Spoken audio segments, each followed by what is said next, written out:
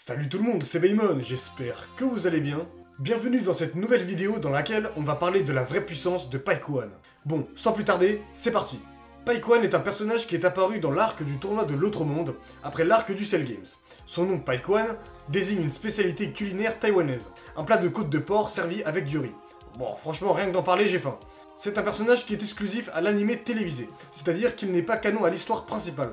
Et franchement, je ne comprends pas pourquoi. Le mec, il a un flow de fou furieux. Comment ça se fait? Bref, c'est tout simplement parce que c'est la Toei qui l'a créé, et non Akira Toriyama. En fait, Pyke-One fait partie des fillers.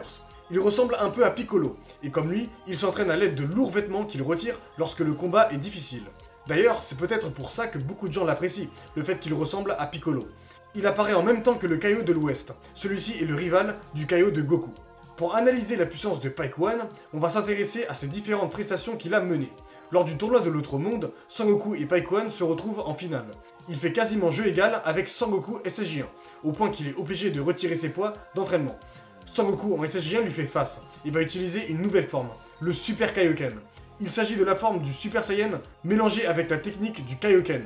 Sangoku fonce sur Pyke-One et lui met une patate de forain, qui a fait un dégât significatif.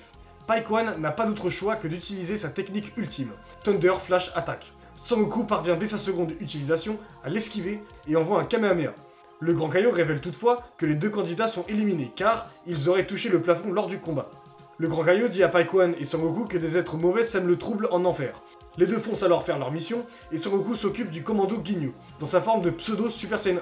Lorsque Cell intervient, Pyke-One l'attaque par surprise et le démonte, ainsi que Freezer et le roi Cold dans la foulée. Ce qui a d'ailleurs étonné Goku.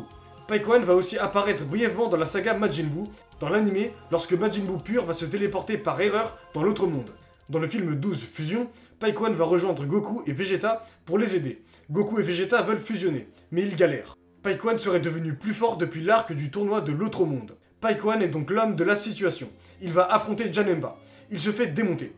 Pyke-One, par pur hasard, arrive à trouver une faiblesse chez Janemba. C'est les injures. La magie serait sensible à celle-ci. Alors, pour estimer la puissance de Pyke-One, on a 3 éléments. Il s'est combattu face à Goku SSJ1, qui est plus fort que sa version du Cell Games, puisqu'il a eu un Zenkai. Et même comme ça, Pyke-One avait l'air d'être plus fort que lui lors de leur combat. Pyke-One a perdu le combat car Goku est un génie du combat. Il s'est combattu face à Cell, et l'a mis au tapis en un seul coup, bien que Cell était distrait. Mais quelle forme de Cell? Perfect Cell ou alors Super Perfect Cell? Eh bien, il est logique qu'il s'agisse de Super Perfect Cell, la version la plus récente. Tout simplement car c'est comme ça qu'il était juste avant d'atterrir en enfer. Cell était en seconde forme, puis après s'être régénéré vers la planète de Kaio, il a repris l'apparence qu'il avait en forme perfecte. Il a obtenu un Zenkai. Mais en plus dans un guidebook, il est clairement dit que Cell est bel et bien dans sa forme la plus récente. Je vous montre l'extrait du guidebook Extreme Battle Collection Round 2 qui souligne ce propos. Cell, qui est plus fort que jamais même après avoir été jeté en enfer, se déchaîne, discutant pour prendre le contrôle de l'enfer. Mais avec un seul coup de Pyke-One, ses ambitions sont facilement brisées. Pourquoi serait-il en forme Perfect Cell? Ce ne serait pas logique. Alors, en effet, il n'y a pas d'éclairs, mais Cell n'a pas chargé son aura, donc c'est logique que les éclairs ne soient pas présents. Puis la Toei zappe souvent de mettre les éclairs. D'ailleurs, il faut savoir que les personnages en enfer n'ont pas leur puissance totale, ils ont leur puissance bridée. Mais la prestation de Pyke-One est tout de même impressionnante. Surtout que Cell a dit à ses potes que c'est lui qui a envoyé Goku dans l'autre monde, et qu'il n'y a pas de souci à se faire. Donc Cell est confiant à l'idée de confronter Goku avec ses potes. Après que Pyke-One ait one-shot Cell, Goku dira qu'il n'en revient pas qu'il y a une personne si incroyable que lui. Il est plus fort dans le film 12 que dans l'arc du tournoi de l'autre monde. Alors désormais, où pourrait-on placer Pyke-One? Est-il plus fort que Goku SSJ1, plus fort que Perfect Cell, ou plus fort que Super Perfect Cell? Eh bien, j'ai la réponse pour vous. Dans le guidebook Extreme Battle Collection Round 2, un extrait nous intéresse. Je vous traduis le passage. Goku affronte avec audace un ennemi plus fort que même Cell. Tous deux se battent prudemment, jaugeant la force de leur adversaire. Mais ils se rendent vite compte qu'ils ne lui feront pas le poids s'ils ne donnent pas tout.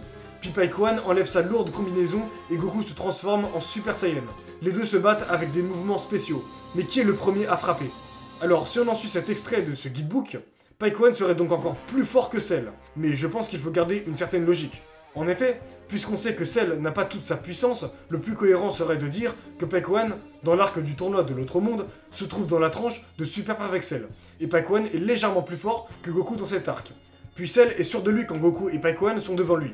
Ceci placerait donc Super Perfect Cell plus fort que Goku SSJ1 de cet arc, ce qui serait logique, puisque Paikuan est légèrement plus fort que Goku SSJ1 lors du tournoi. Mais d'après une autre logique implacable, du fait que les personnages qui apparaissent dans la suite de l'œuvre sont de plus en plus forts, Paikuan serait peut-être plus fort que Super Perfect Cell. Et tout nous laisse croire que Paikuan est bel et bien plus fort que Cell. Lorsque Paikuan a démonté Cell, Goku dira à Paikuan qu'il est incroyable, et il n'en revient pas qu'il y a quelqu'un de si puissant. Goku dira même à Kaio que Paikuan a démonté en un seul coup Cell et facilement. C'est pour ça que Paikuan devrait être approximativement au niveau de Super Perfect Cell. Désormais, qu'en est-il de Paikuan dans le film 12 ? Bon bah il est inévitablement plus fort que Super Perfect Cell. Après il est fort, mais à quel point ? Sincèrement, on a très peu d'éléments à ce sujet. Mais pour ma part, je le mettrais sûrement au niveau d'un bon SSJ2. Peut-être par exemple dans la tranche de Vegeta SSJ2. Donc ceci est mon classement de puissance.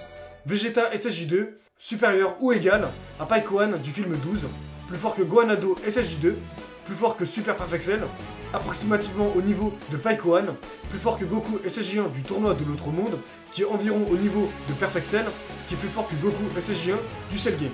Et vous en pensez quoi de la puissance de Paikuan? Faites-le moi savoir dans les commentaires. J'espère que vous aurez apprécié cette vidéo, n'hésitez pas à vous abonner, à liker et à commenter, ça me ferait super plaisir. Bref, à plus.